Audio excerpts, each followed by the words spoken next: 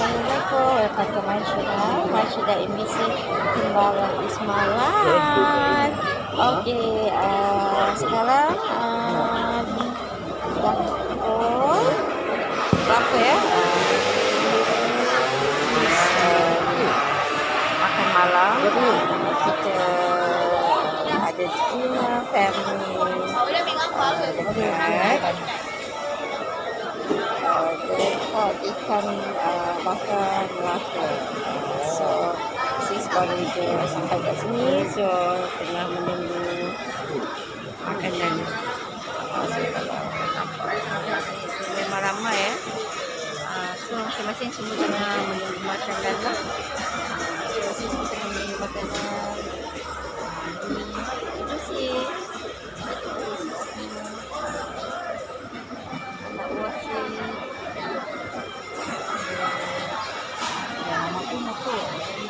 Mau dah. Masing-masing tengah menunggu makanan, belum sampai lagi. So free sis buat sis punya vlog. Okay. So untuk video yang pertama tadi sis pun belum sempat update lagi. So nanti free saya akan update lagi. Okay korang, sambil sis menunggu makanan. Okay, kita sembang-sembang santai sekejap. Okay. Kat sini ramai tau. Memang ramai. Semua kita menunggu makanan. Dengan kereta memang penuh lah. Okay. So ibu sis, ibu sini pun suka jalan, suka kembara juga. Okay. So hari ni kadang saya panggil ibu, kadang saya panggil mak. Okay, hari ni kita kat mana mak? Kita pergi mana hari ni? Hari ni kita kat mana? Kita berada di Melaka. Okay, sambil jalan-jalan kita stay dekat hotel Bayu Lagoon Resort. Okay, lepas tu malam adik sis jemput semua tinggal dekat sini lah kat Melaka.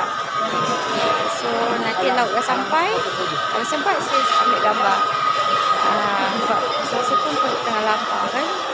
Okay, so ada apa-apa mana nak sembang? Best tak jalan? Jalan dengan anak-anak mak, jalan dengan cucu, tapi tak semua adik-beradik sis yang turun, yang ada sekitar area dekat KL, Selangor, yang untuk lapangan. Kebetulan mak sis datang sini sambil melawat cucu, so kita ada rezeki bawa lah mak sis jalan-jalan. Sebab ni kira lama dah sis tak datang kat Melaka. Sebab sebelum ni sis datang cuti vacation dengan bawa seling arwah abah sis. So sempena cuti ni mak sis nak jalan-jalan juga Melaka, sambil ingat arwah abah sis. So mak sis akan datanglah ke sini ke Melaka.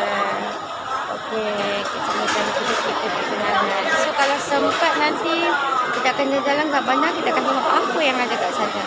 Okey? Beca. Kita naik beca. So ni sis ni mak sis punya outfit look. Okey. Dan sis punya outfit look hari ni. Kerawang. Okey, so sambil kita tunggu makan-makan, sekejap lagi kita ambil gambar, buat video sikit, kita kenangan bersama orang yang tersayang.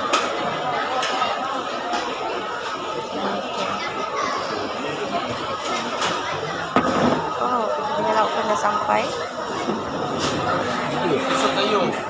Sup sayur. Ingatkan kuih tiaw tadi. Okey. Makanan pun bawa sampai. Dia macam gini. Ingatkan kuih tiaw. Okey. So nanti kita akan sambung lagi. Okey. Sayur. Bye korang.